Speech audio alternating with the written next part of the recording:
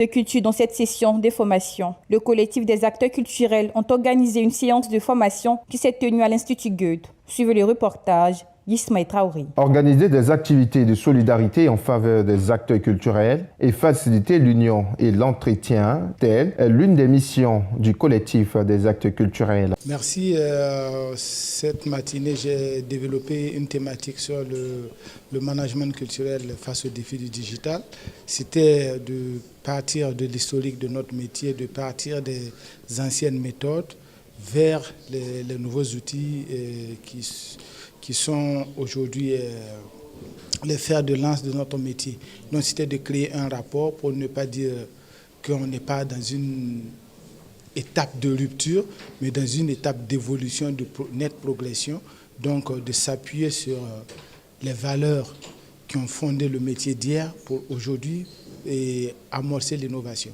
Venus de plusieurs pays, le Burkina Faso, le Sénégal et bien d'autres contrées, ils ont répondu présents à l'invitation de l'AFAC. Oui, on a été invités dans le cadre des AFAC, les ateliers de formation qui sont organisés par l'Association des acteurs culturels ivoiriens, dont mon ami Diaboy fait partie de la dynamique.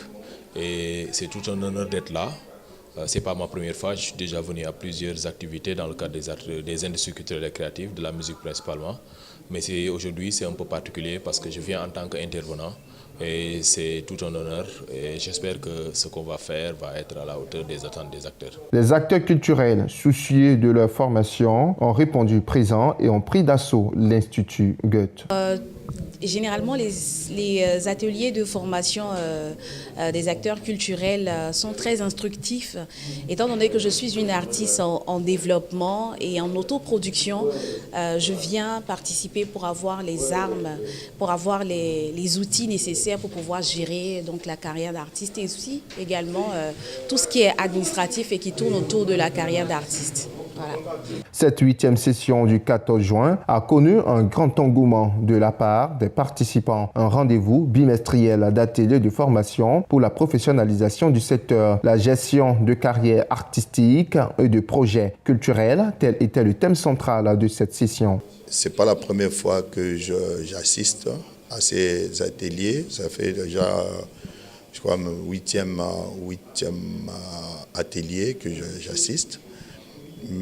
Vraiment, pour ceux qui ne connaissent pas, je les invite souvent de venir parce que c'est très important.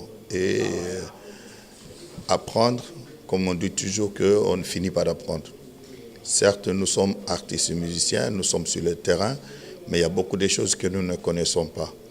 Alors, quand on vient pour apprendre, ça nous donne encore un plus pour évoluer dans les métiers qu'on a choisis.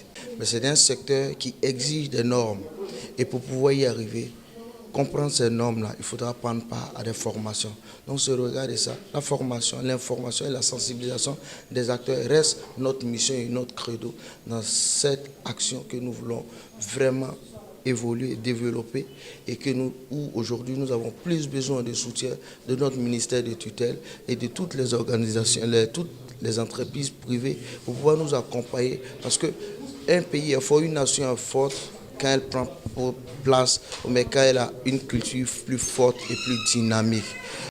Nous terminerons dans cette édition